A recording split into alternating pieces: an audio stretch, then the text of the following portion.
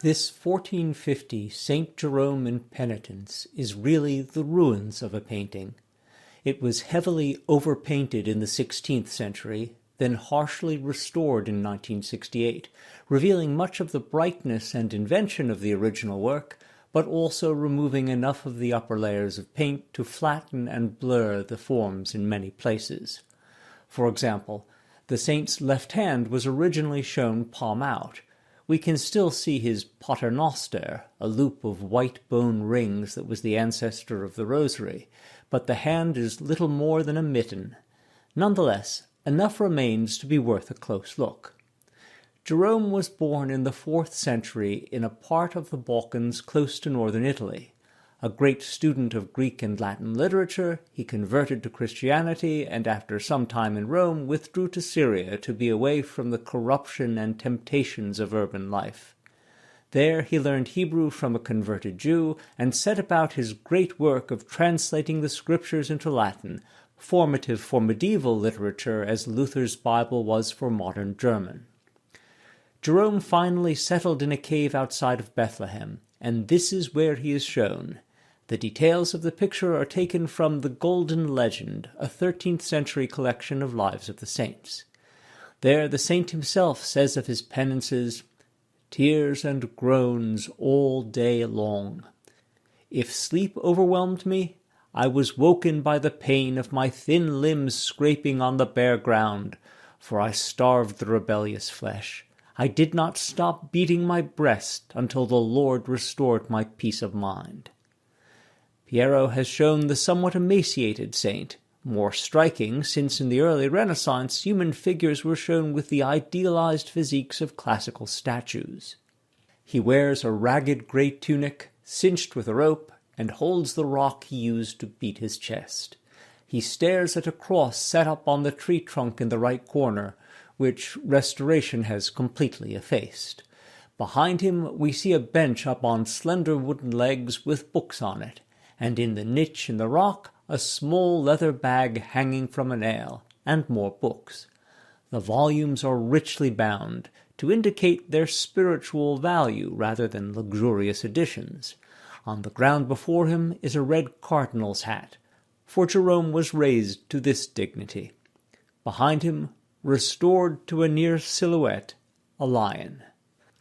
The legend tells us that Jerome made a friend of this lion, who came limping into the monastery near Bethlehem where Jerome resided.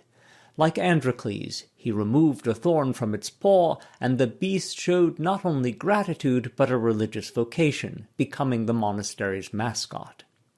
When the donkey that carried the monk's firewood was stolen by traveling merchants, the brothers assumed the lion had eaten it, and made the lion do the heavy hauling from then on. The great cat suffered injustice with saintly patience. Eventually, the thieves passed by again. The lion managed to free the donkey and led it home. He was exonerated. The robbers repented, and all ended well. I relate the tale because it explains both the lion dozing by the saint's bench and the tree stumps in the middle distance, clearly where the monks cut their firewood. The landscape shows a certain amount of Flemish influence. The reflective stream winding off into the distance reminds us that Jan van Eyck and Roger van der Weyden were greatly admired in 15th century Italy. This panel from van der Weyden's contemporary Bladine triptych, showing the Magi adoring the star that announces the Christ child, illustrates the mirroring water motif Piero borrows. The realism of the painting is further enhanced by the suggestion of depth overhead by giving gray-shaded undersides to the clouds directly above, while those in the distance are white profiles. Despite these modernizing touches, the landscape is recognizably descended from those of the 1300s, the Trecento. Duccio's Flight into Egypt illustrates the Trecento arrangement of the component trees and hills, harmonious, but without integration. This is a charming painting, with a bright lyrical landscape skillfully fusing Flemish influence and Renaissance innovation with a little of the old-fashioned Trecento to harmonize it with the traditional subject matter. The visual allusion to the lion's saintliness shows the playfulness that was part of Piero's nature. He was 35 when this image was made. We have another painting of this saint, this one 2 years later, Jerome venerated by Girolamo Amadi, a wealthy Venetian of distinguished family. This was likely meant to decorate Girolamo's private library.